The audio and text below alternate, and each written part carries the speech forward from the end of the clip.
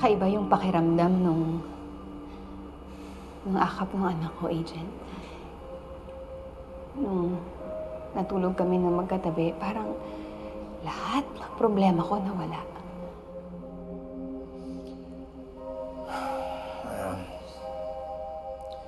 Lavender, hindi ka dapat masyadong emotional sa ganyan.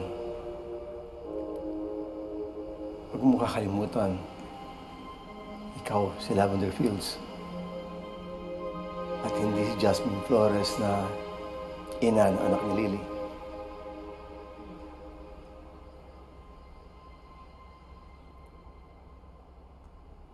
Magkaaway silang dalawang mag-asawa.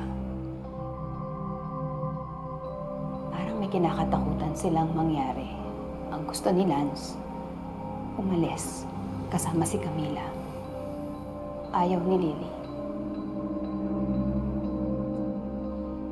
Nabanggit ba sa'yo kung bakit? Pero kung ano man ang rason ni Lance, hindi ko papayagan na mangyari yun. Hindi ko papayagan na mawalay ulit sa akin ang anak ko, Agent. Anak si Lily one day bago ka ng anak. Sandali.